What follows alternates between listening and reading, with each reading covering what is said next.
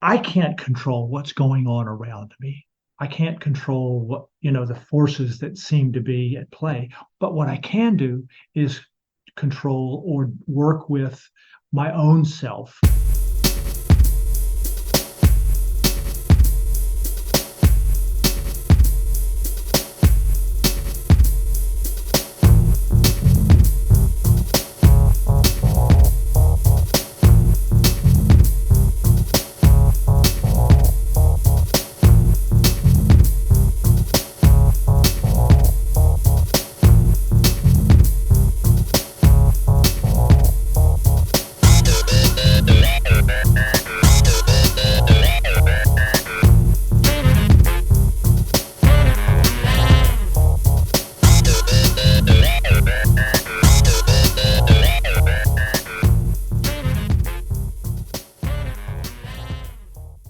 Welcome to Supernormalized, the podcast where we challenge the conventional, break boundaries, and normalize the seemingly supernatural. Join me, CeeJay, as we explore less uncharted realms of existence and unravel the mysteries of life experience. My treasured listeners, if you have a life story or healing modality or unique knowledge that you'd love to share, reach out to me at Supernormalized, that's Supernormalized with a Z, at proton.me. Let's together embrace acceptance of the supernatural and unusual as what it really is. Completely normal. Today on Supernormalized, you'll meet Blair Abee. He's an observer, yogi, and toolmaker who developed higher consciousness meditation. He embarked on his journey after facing a traumatic experience with an abusive boss at a new job. Seeking solace, he turned to meditation and yoga, which eventually led him to create higher consciousness meditation as a way to cope with life's challenges. Blair has authored 5 award-winning books on meditation and manifestation, available on Amazon, and he has also written numerous articles on related topics. As an explorer of personal development, Blair sees each individual as a 3-dimensional character on Earth, while also experiencing a life as a 5-dimensional being with eternal potential. Although Blair initially pursued a career as an entrepreneur and business consultant, his passion for yoga and meditation has guided him towards becoming an author and educator. Please enjoy the show. Today on Supernormalized, I have Blair Abee. And Blair, you've written a lot of books around meditation, and I want to welcome you to the show and say thank you for so much for coming on. I contacted you through a service that connected us up, and I was very impressed with all of your writing. It's like you've written so many books which have been very successful on Amazon in regards to meditation and connecting to your higher consciousness. So can you tell us a bit of your backstory around that? I mean, how did this all happen for you? Sure.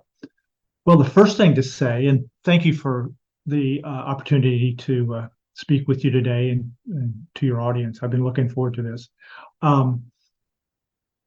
The first thing to say is that I never intended to be an author. I never trained to be a writer. It wasn't really in my life plan.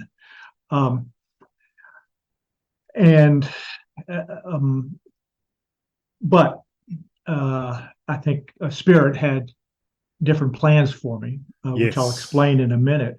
But backing up just a little, I started on my spiritual journey back in 1973 when I began to take some yoga classes in San Francisco, where I moved recently from the East Coast, North Carolina of the United States.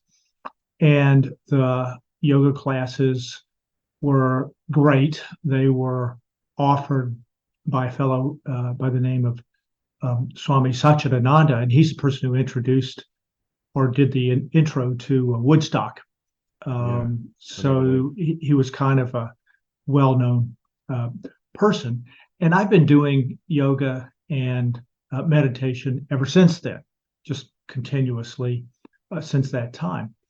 And always enjoyed it, but it really wasn't until 8 years ago that I had a breakthrough. Right. And the breakthrough happened, as often I think happens, due to a traumatic experience that I had at work, where I moved across the country from North Carolina to San Diego to take a significant promotion. in the organization that I work with. It was a business consulting group sponsored by the federal government. And turned out my boss was a psychopath. So first time I'd ever had a bad boss. And she was terrible. She was abusing employees. She was mishandling funds. She was running the program into the ground. And I'd come from a very high performing situation in North Carolina. And I kind of knew what was needed and thought what she wanted me to do was to help. Well, it turned out that's really not what she wanted. And after a year of, putting up with this situation, I decided that I really needed to do something about it. That I was, it's just too terrible to deal with. And so I went to the higher ups and reported what was going on. A investigation ensued. She was fired, but they fired me too. Oh, no. Yes. And as it turns out, as often happens to whistleblowers, um, they considered me to be an embarrassment, that I exposed the situation and that they weren't doing their job to monitor what was going on. And so, yeah, I was in a new place, high paying job, and my career ended at that point. And that was, as you can imagine, devastating. I mean, it was devastating personally. It was devastating for my ego. It was devastating for my financial situation. And I was at a place where I knew some people, but not a lot. So I started looking for another job in my profession, lower level jobs, and nobody would touch me because I was kind of poisoned, if you will. I started journaling for therapy, and just taking a deep dive into my meditation practice. And after about 100,000 words of journaling, I realized that I had material that would be that I could turn into some books, and that would be, I thought, helpful for other people, with the information that I had begun to record. Because what began to happen was what I would today call soul contact. Didn't recognize it exactly at that time that it happened. It was just that as I did my journaling, I began to feel spirit sort of moving through my fingers and onto the keyboard, and onto the screen. And I began to have understandings and realizations that I had really never had before. And I eventually began to recognize that as contact with my higher self, or my higher consciousness. And again, what I would at this point in my life call soul contact. And that was pretty amazing, because it was as if my spiritual experience just exploded. And it blossomed forth. And that's really the genesis for the books. Now, I've written at this point 6 books on meditation, mindfulness meditation, and manifestation, from a spiritual perspective. And that's, it's self-published. If you're not famous, or if you don't have a large following, you can't really get a book publisher to touch you. So I self-published on Amazon Books. And at this point, I've distributed, including ones given away and ones sold, about 25,000 books. I've got a couple of more books in the works. And I've also I'm starting to do courses. I'm starting to do coaching. So my business is beginning to blossom forth in that fashion. So yeah, it's really been an interesting journey. It was, looking back on it, it's obvious that Spirit had something different in mind for me than what I had in mind, and that you know, making soul contact, I've come to realize is almost a lifetime experience. It's kind of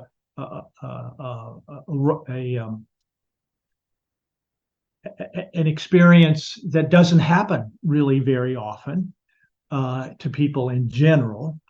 And you know, I think it's almost as if my higher self, my soul, my higher consciousness had been waiting lifetimes for me to wake up. And that's really what happened, I think. It was sort of a wakening up into a higher awareness of who I am, what the world is about. And that's what I have been able to convey, I think, through my books.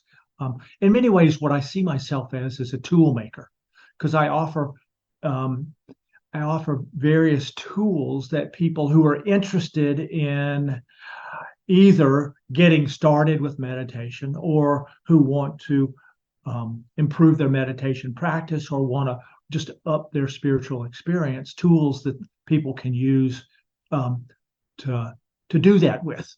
And they're really tools that I developed for myself and then, you know, ended up sharing in the books. Excellent. Wow. Okay. Yeah. So it's quite a story. That's a huge story arc. I'm just you know, boggled with lots of information there. So I'm trying to actually think of a way I can process that myself. But I just was thinking about that the soul contact. Is that still Yes. ongoing for you?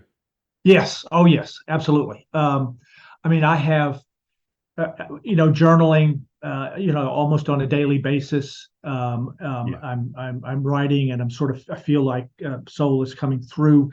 Um, you know, some of our master teachers have talked about the experience that I had as being one of um, contacting the spirit or heaven within. And I think that's what a lot of our master teachers were trying to point us to, is that all of us have a um, uh, have heaven or spirit within us. Many of us don't know about that because we've never trained to understand that. But as a result, um, you know, I think the experience that I had was, you know, one of those experiences that really is available to anybody who wants to explore their spirituality in that way, and have soul contact and have that still small voice be available to answer questions, to have conversations with. I know that sounds sort of strange on the No, one not at all. hand. On the other hand, it's, I think, something that again is available to all of us, and it's a matter of you know, using some technique to delve into it. Journaling is a good way. Meditation is a good way. There are lots of other ways, but it's a I think a reward of a lifetime, if you will, or an accomplishment of a lifetime. Look, I'm going to say that I've actually had soul contact myself. I did a lot of meditation myself. So when I read about your experiences, I was like, "Wow, I've got to have this guy on the show." So Yes. Well, so you know what I mean. Now, I know how did that exactly what you happen? mean. Okay, How did that happen for you? I mean, okay, how so did? yeah, I'll tell you how it happened. So I was always a meditator, and Yes. I was taught first of all as a very young child how to meditate by beings that I encountered in a forest as a baby, and so that stuck Interesting. with me as a baby. And as I got older, I kept up that meditation, and Yes. then the only time in my life I actually felt like an extreme sort of depression or anxiety was when I stopped meditating. But that made me circle back to meditation again, and I made a daily practice of it, and I would try to do it first thing in the morning as I work, and then the next time would be, you know, midday around about lunchtime. And so I'd be able to actually work it into my workday. So during my lunchtimes at work, I would actually go into the back room and meditate for whatever period length that was necessary. And Yes. that usually worked out to be on average 10 to 25 minutes each day at lunchtime period. Right.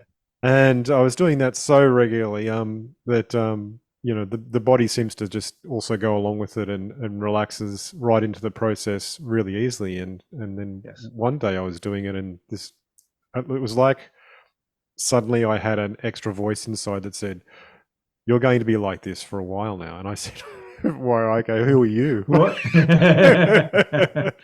Right. and It is disconcerting it was, at and I was first. thinking, Yeah. okay, I'm nuts now. This is interesting. Um, but I tested the voice, and I talked to it, and it turned out that it was a representation of my higher self, and it's in a form most acceptable for me to receive information at that time, is the way it Yes. described it. And I was like, okay, that's all great, but I still have to know that you're actually real, and this is something that's actually happening rather than me losing my mind. Yes. And over a period of time, I put it through some tests, and the being proved itself, and Right. unequivocally proved itself through events that happened.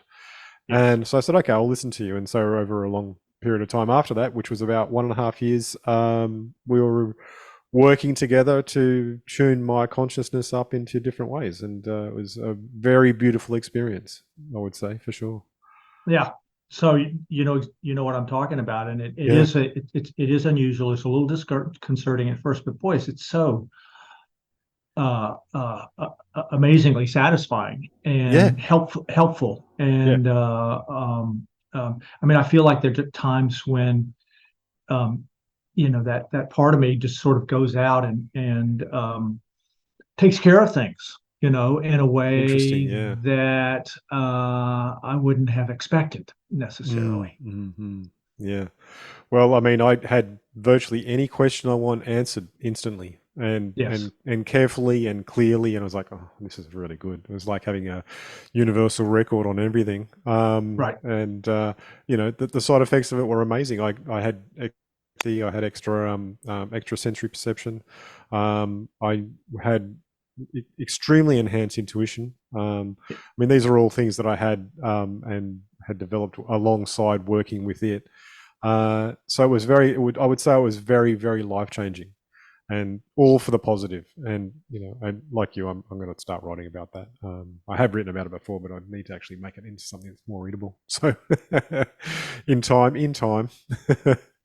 So, how and why does your new and improved meditation system work? I mean, you've been Yes. studying under the Swami, and you probably took that and then ran with that, and then come up with your own version of that meditation. Did that change over time for you, and how does it work for you nowadays? Yes. Um, so what what higher consciousness shared with me or suggested was a meditation process that, again, even though I'd been doing meditation for a long time, um, it was still not totally satisfying.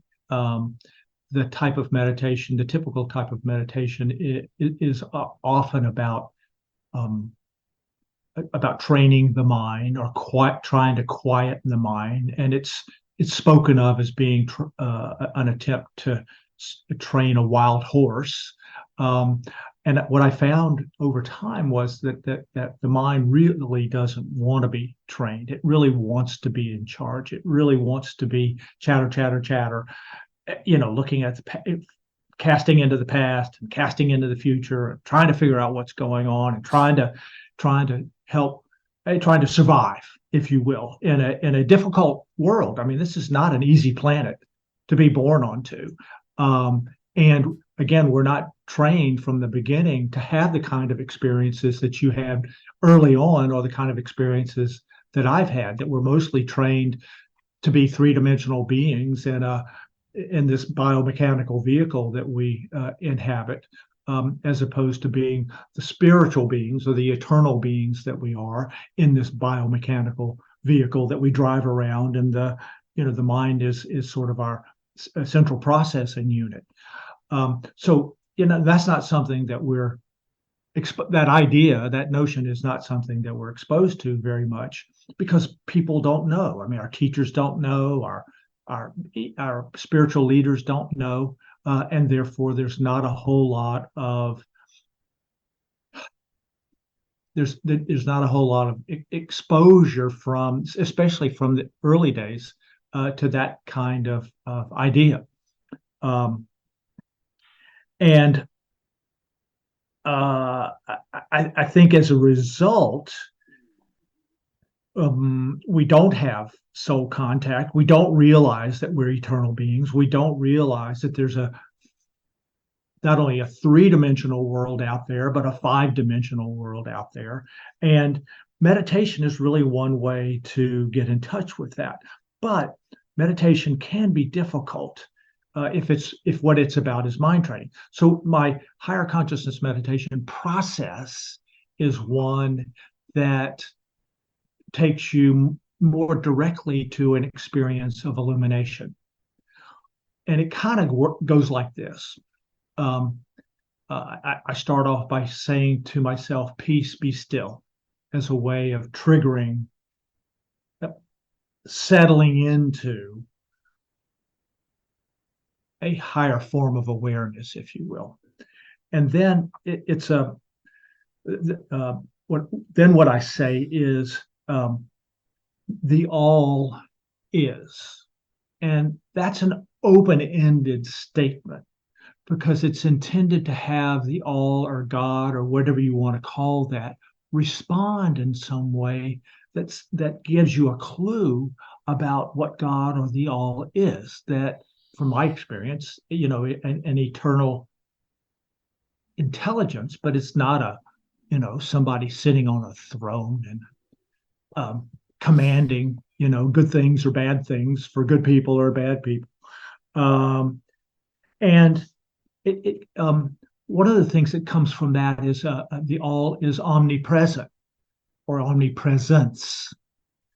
Well, if that's true, and if I'm a spark of that, then omnipresence is an experience that I can have. So that often is what that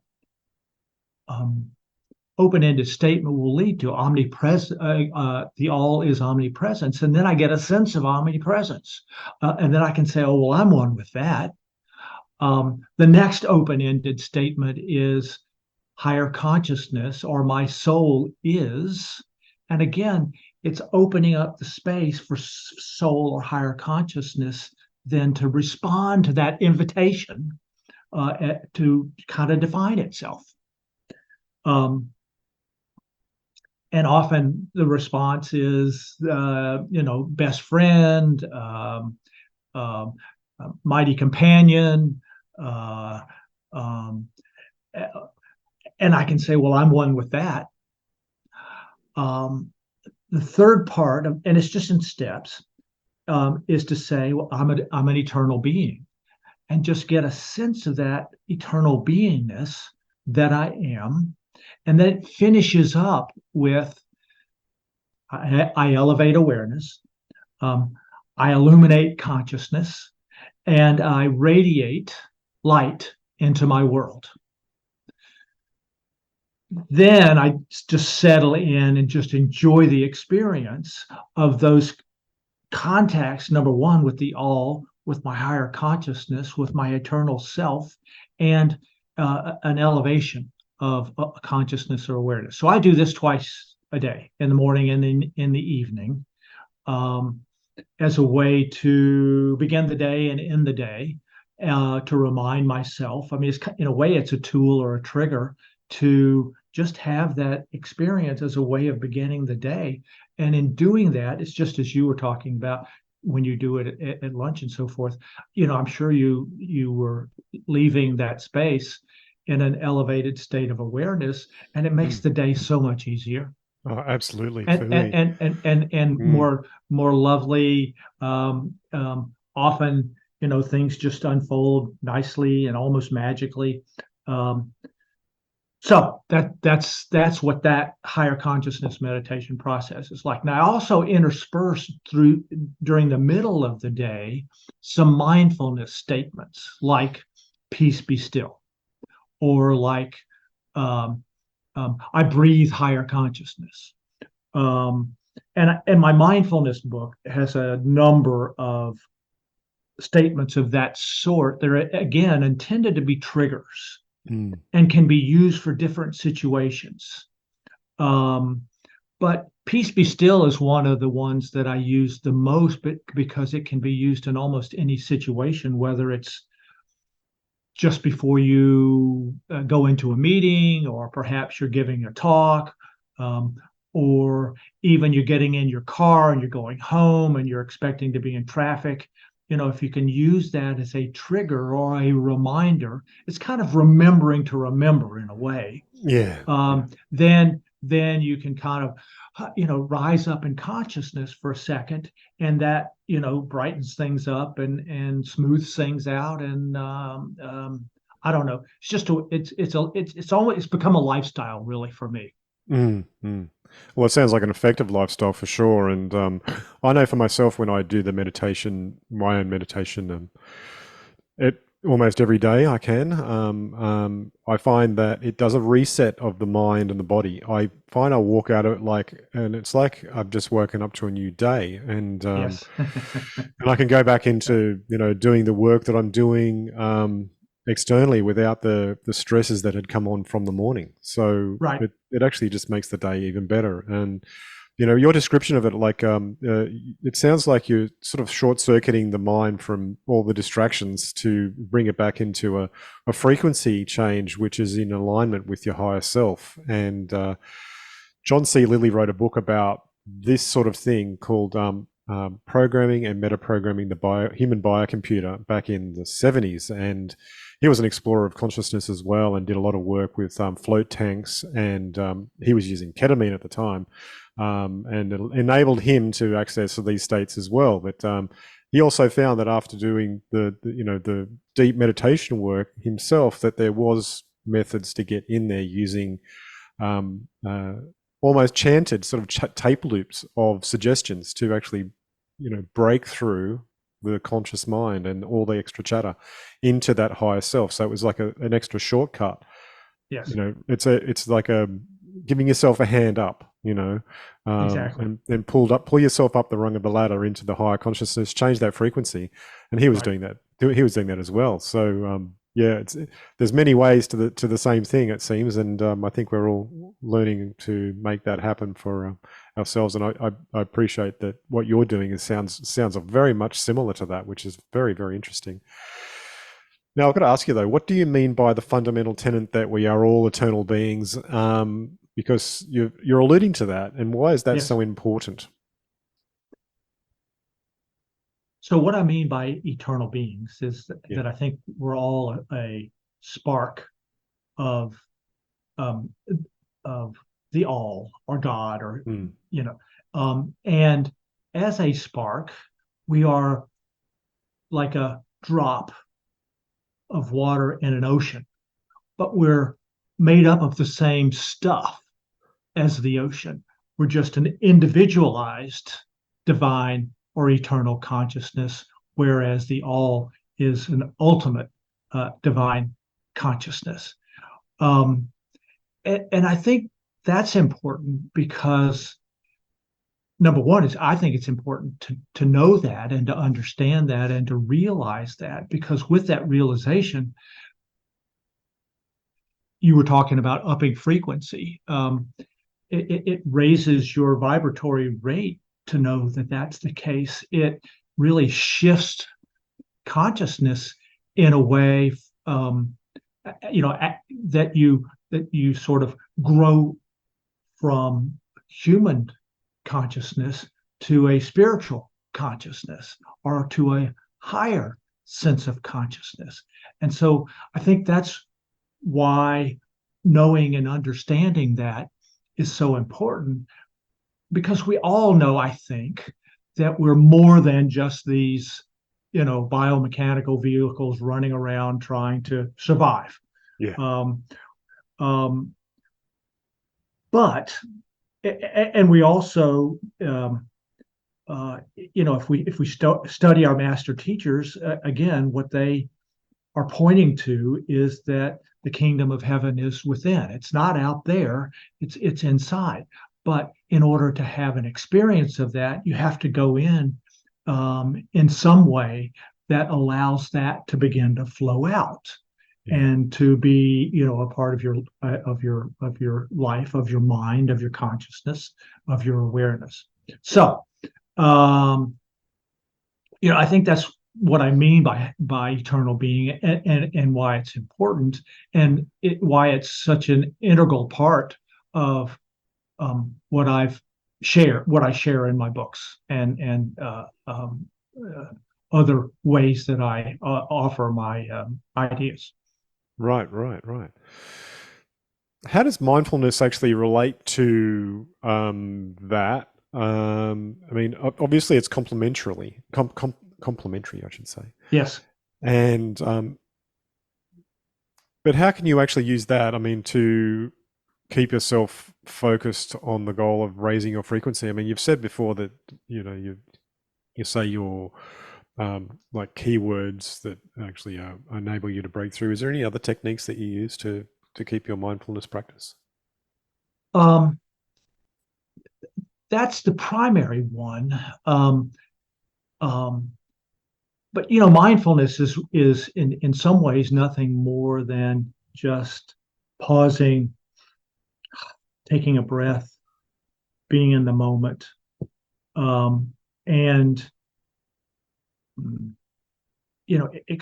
experiencing kind of a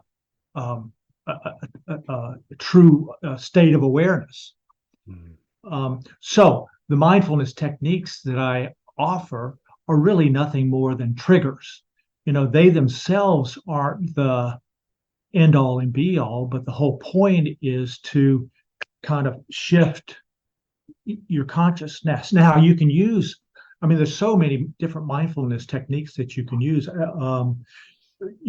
Whether it's getting into the flow when you're running or playing tennis or whatever, or whether it's going to the grocery store and shifting your consciousness in such a way as you begin to see the people around you as being themselves eternal beings, or whether it's having a conversation with somebody and being able to see past the physical form and to see the light in their eyes, which is an indication of their own higher consciousness.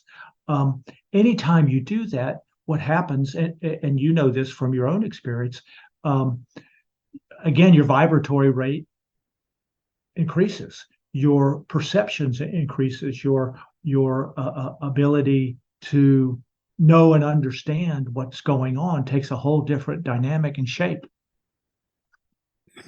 Definitely, definitely. So it sounds like you're actually opening yourself, using these ways into a higher form of consciousness in what people would call the ordinary. And by becoming extraordinary, you're embracing Christ consciousness. Christ consciousness, exactly. In fact, one of the things that I do is I have a little 3x5 card that I keep right here on my desk as a way of reminding myself that that's the experience that I want to have, no matter what my normal everyday activity happens to be. Well, you should be selling those cards. That's funny. And the interesting thing is that if I keep it in one place for too long, it begins to just become part of the background, and becomes invisible.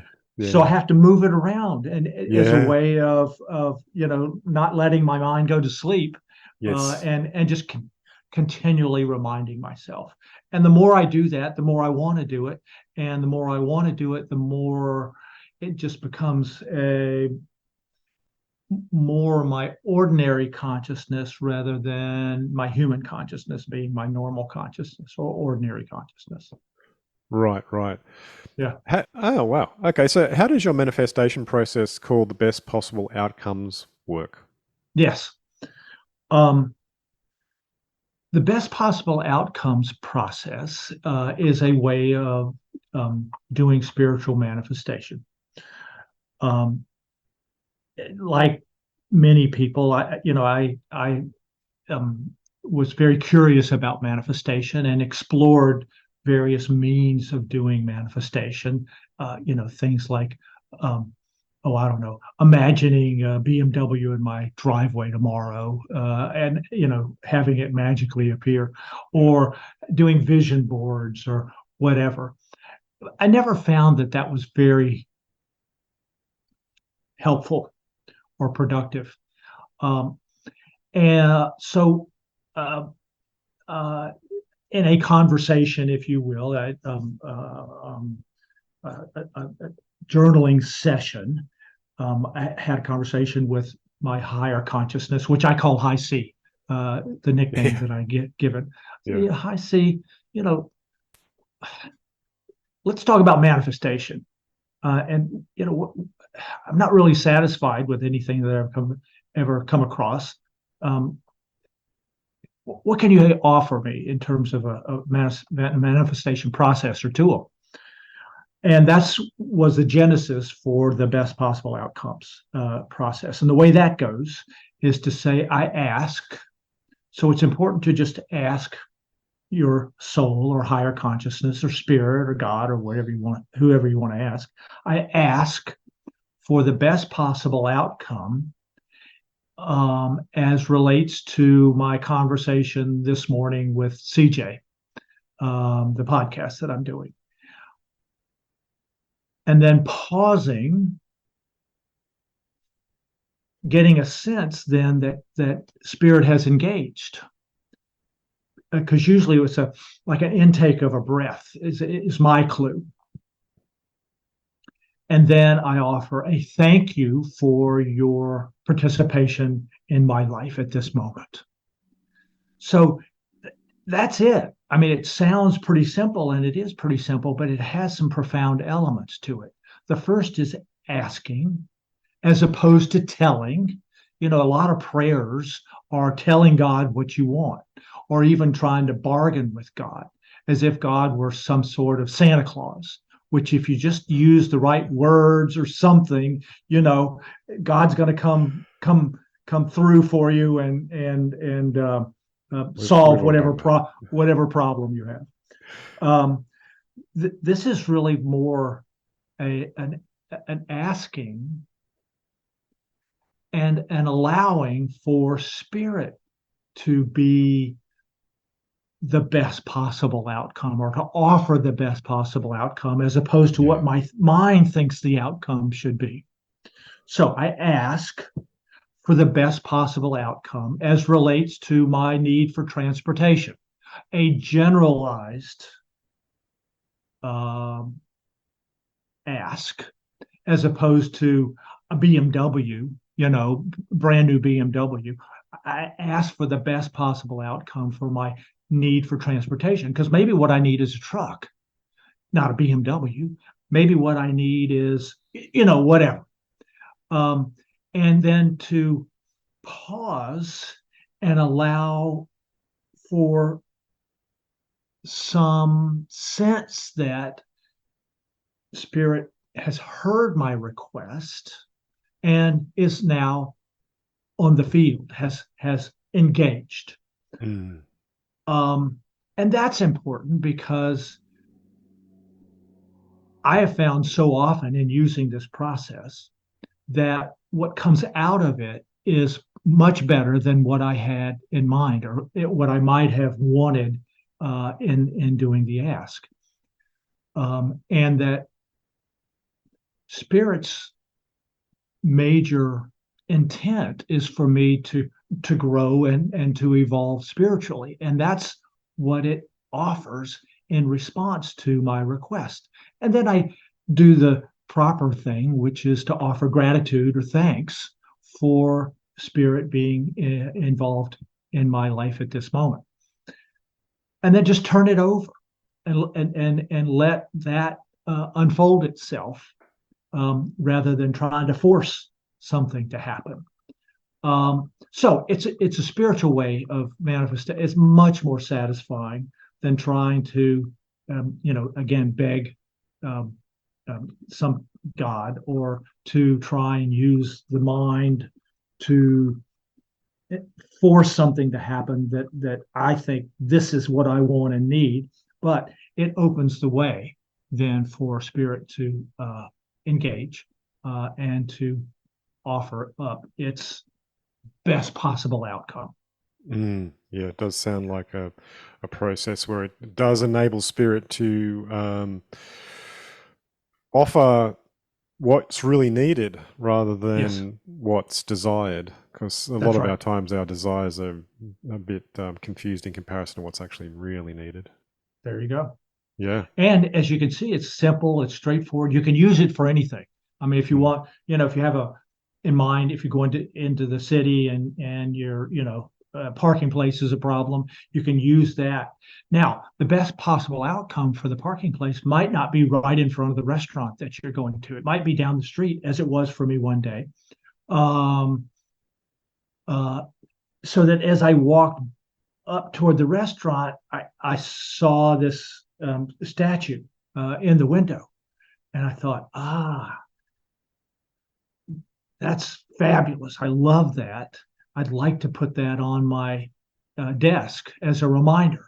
And so I went in and got it. And it's just been a very nice addition to my, the decorations on my desk. And again, it's a reminder. So the best possible outcome wasn't what I thought it might be, a parking place right in front of the restaurant, but instead it was something much more magical than that. Something you needed to see, which was meant to be in your life, and Exactly. Yeah. led to the right place, right time. That's good. And you don't know why sometimes, but it's so often, in fact, the best possible outcome. Now, part of your practice actually involves gratitude. Yes. And how that helps with personal development. Can you explain your understanding of gratitude in that process? Yes. So one of the things that's said about gratitude and about manifestation is that um, is that it, and I believe this to be the case, that it raises your vibratory rate and it causes the law of attraction to engage. Law of attraction is, like attracts like. So as you do the sorts of things that we're talking about, one of the things that begins to happen, it's been my experience, is that things come into my life that I hadn't anticipated at all. Um, People, circumstances, things um, come into my life that are uplifting in response to a an increase in my vibratory rate. So I like to talk about the law of vibration as being the thing that causes manifestation to occur. That by raising your vibration, the response from the universe is again, people, places, circumstances, things that are in accordance with a higher vibratory rate. So I think that's why gratitude works, because it raises your consciousness, it raises your vibratory rate, and you're much more likely then to attract to you or those things that you need and for your growth and evolution. So it's all connected. Definitely. And in chaos magic, you use gratitude as a process as well for manifestation, and your description sounds nearly identical to that. So when you do it with chaos magic, you sort of focus on the Chaos gratitude for magic. chaos magic. It's a form I haven't heard that term. Yeah, okay, interesting. Okay.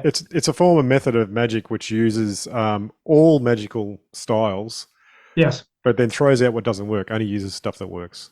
And Gotcha. not everything works for everyone at the same time. Okay, Right. just as a I quick summary.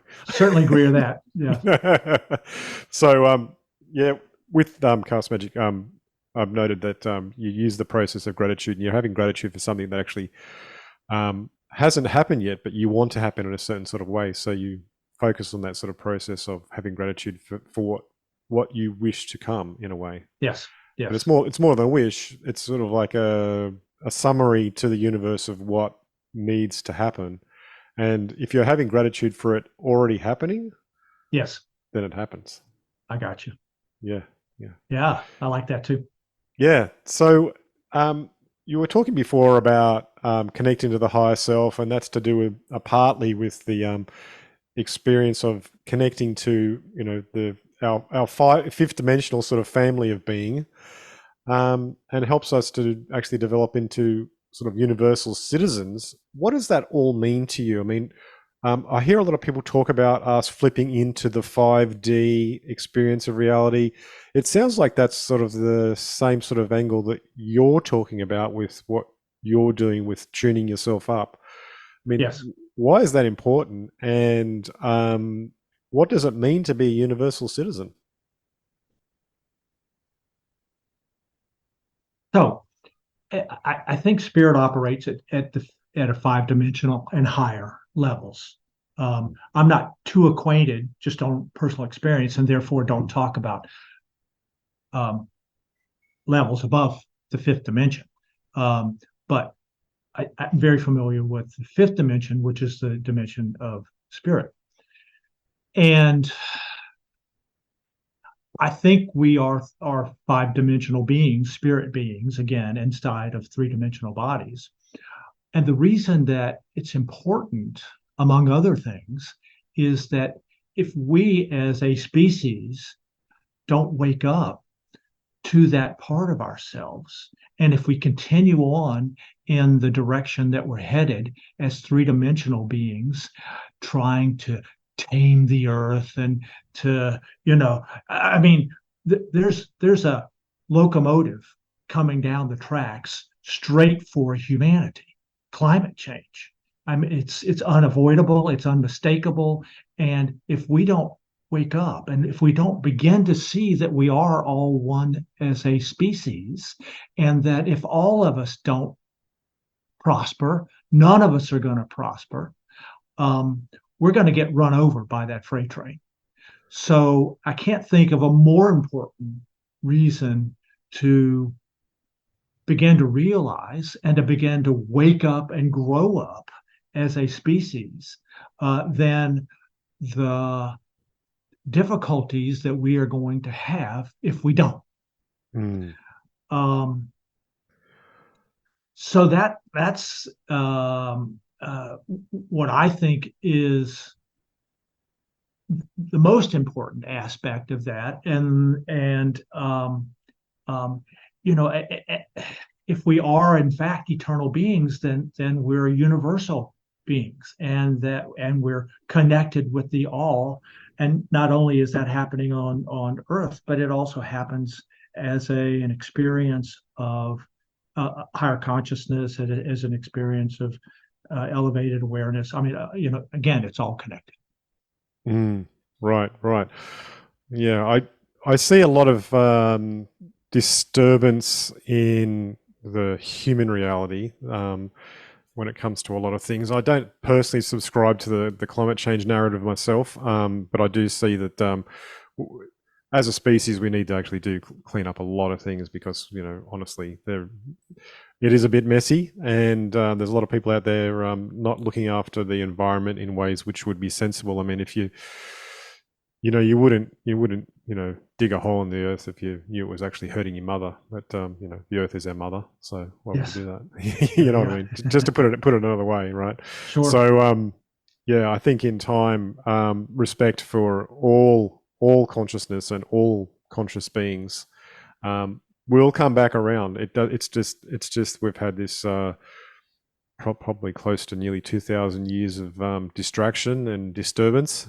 And I'm not saying we're going to go back to a beautiful oil painting of what nature should be, but a sense of more connectedness and a sense of more personal and global and universal responsibility is definitely important and necessary. For the frequency of us as a species to continue. And I'm certain we're all moving towards that. We can all feel it. There's a big change coming, and yeah, and we all chose. When we picked up our travel brochure to come here to Earth this time, we went, yeah, I want that one, and it's the reason why we're all here. So yes, yeah, absolutely. Yeah. absolutely, and to offer our individual um, um, contribution, Yeah. to that. Now, the interesting thing is that it seems that darkness and light are both arising simultaneously. There's a lot. I mean, certainly in this country, um, um, there's a lot of darkness it's just bubbling up and it's bubbling up and it's bubbling up, and there's real concern that our democracy may not survive.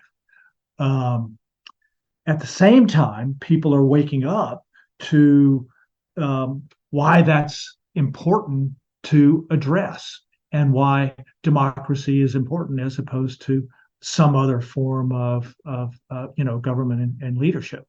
Um, so um, my hope and expectation is that a lot of that darkness is just bubbling up in order to be addressed and to be dissolved and to be um, uh, and to be dissolved by spirit or to be dissolved by light, including everybody who is working on the light worker side of the equation. That's where that's where we're headed. So that's another reason why this is important, is Mm. to begin to dissolve a lot of that darkness, which just gosh, it's just every day here in the States. There's something going on that you just shake your head at. I mean, it's like, how could people be so dark? Yeah. How could people be so ignorant of the connection that we all have? Well, there's a lot of answers for that one, definitely. Yeah. So, Blair, we're coming towards the end of the show. Is there anything that you'd like to leave the listeners that is a message for raising their vibration that would help them in their lives? Because obviously, we're all in the same sort of dark cloud at the moment when it comes to Yes. experience. I mean, not all of us, but it does seem to attach to us quite often. What's a good, healthy message to raise people's vibrations right now? Well, I think fundamentally, all I can do personally is to take care of myself, my consciousness, my awareness, and to offer what I have as my contribution or my drop of water into the pond. Um, I can't control what's going on around me. I can't control the forces that seem to be at play. But what I can do is control or work with my own self, and to if I'm so inclined, if what we're talking about today resonates, to explore and to grow in consciousness and to grow in and to evolve into a five-dimensional being. Again, if that resonates. Now, then, find a means to do that. There are many out there. Some of the things that we've talked about today are tools that anybody who is uh, interested in, or maybe even inspired by what we've talked about this morning, um, do it. Um, find your way that works for you. Take the tools that are available, and there are lots of tools and lots of people offering uh, options, to explore that and to grow and to evolve and to add your drop of water, to the pond, so that we all benefit. Brilliant. Excellent. Thank you so much for your time, Blair. I'm going to include your links to your website and your Yes. Amazon author page so people can find you and your books and learn more about you. I appreciate all that you've shared today and You're your welcome. understanding of consciousness and the connection to the higher self and the importance of that in our lives. Also, if people want a copy of the mindfulness book, you can get that at my website, and you'll be putting that in the show notes. Yeah, for sure. So that's available to anybody who would like to get a copy of that. This has been a great conversation. I really appreciate the opportunity to be with you today. Yeah, thank you so much for your time, Blair. I appreciate it. Indeed. All right, Be bye for well. now. Namaste. Yeah, same to you, bro. A sincere thanks to Blair for coming on the show.